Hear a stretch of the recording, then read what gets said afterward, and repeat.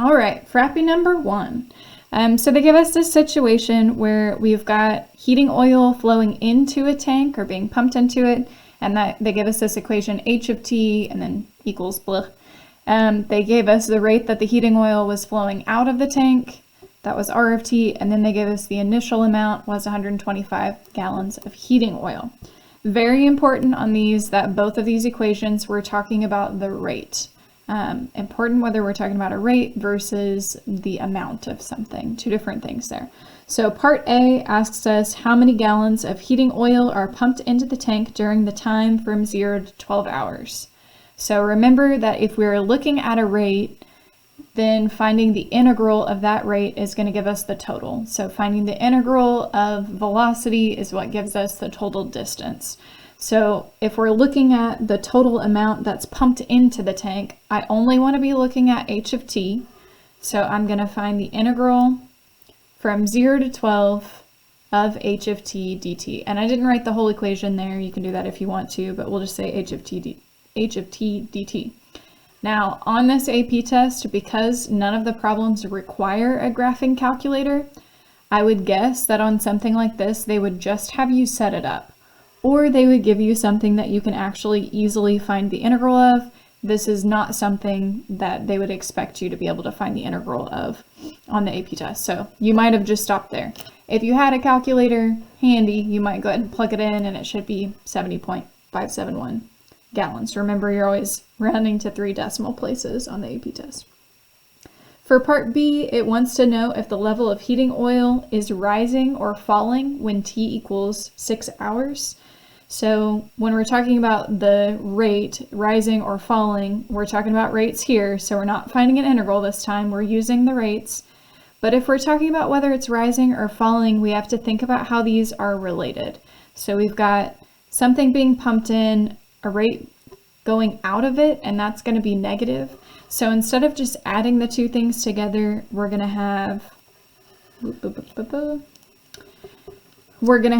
H of 6 minus R of 6, because this would be the rate that it's being pumped in minus the rate that it's being pumped out. And this ends up being negative. So this is my rate at 6 hours is negative 2.94 gallons per hour.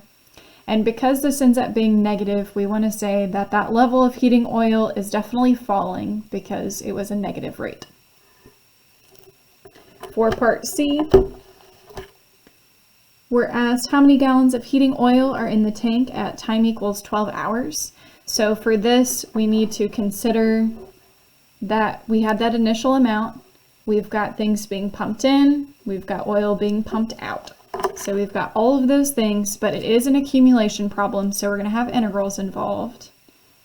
So we're looking at having that initial amount, but then adding the integral from 0 to 12 of H of T minus R of T. And you might have separated these two things. You could have the integral from 0 to 12 of H of T minus the integral from 0 to 12 of R of T. That's okay. But make sure that you are subtracting that part that's flowing out of it. Again, if you didn't have a graphing calculator, this would be what they would ask you for. Set it up, do not solve. That's usually what the directions on those say. And then if you did use a calculator, we're going to get about 122.2026 gallons. Okay, so now part D. Because of the equations that they gave for this, this is not something that you could do without a calculator, a graphing calculator, but possibly they give you a problem that you are able to do integrals easily with, and then you would need to understand what it's asking for. So for part D, they ask you when the volume of the heating oil is at its least. So first, if we're talking about an absolute minimum, absolute mins occur at a critical point or at an end point, which that's the same for, did I misspell derivative? Y'all, hang in there. That's the same for absolute maxes as well. They're happening at critical points where your derivative is 0 or at an endpoint. So this is where a graphing calculator is going to come into play. If I'm trying to figure out those critical points, remember I'm looking at where the derivative is 0. So my rates here are the derivative, is the derivative. So I've got that H of T minus R of T, setting it equal to 0. I would go ahead and graph that, and then that would tell me wherever my x-intercepts are at t equals 4.790 and then t equals 11.318. Those are the two places where my rate is 0. So those both are maxes or mins. Now we're going to have to analyze that a little bit more to see which ones are maxes, which ones are mins.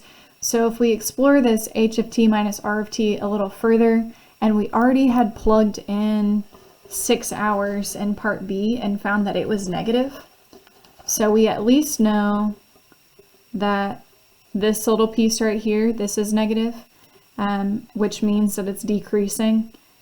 A little bit more exploration is going to tell you, or just from that graph that you graphed earlier, that it's increasing, it's positive in between 0 and that 4.79, and it's also increasing there at the end. So if we're talking about an absolute minimum, that means that it could happen at the very beginning. So maybe our minimum was at that initial t equals 0. Then it increased, so it's not going to happen here. That's not going to be my minimum because this should be greater here than it was at the beginning. But then it decreases again, so my minimum could happen here, but then it increases again, so it's not going to happen at the end. So I'm looking at it happening at 0 or at 11.318, those being my absolute minimums. So in order to actually figure that out, I'm going to have to figure out the volume at each of those. So for my time t equals 0, they gave me that one. It was 125 gallons. But for the other volume, I'm going to have to look at that integral, kind of like part C, except instead of going from 0 to 12, I'm going to go from 0 to that 11.318 to see that the volume at that time is about 120.738 gallons. So because this is less than the initial amount, that tells me that that is the minimum volume. That's the only time that it has dipped down below that initial amount, and then it's going to increase again up to time being 12 hours. So just saying, therefore, the minimum volume occurs when t is 11.318.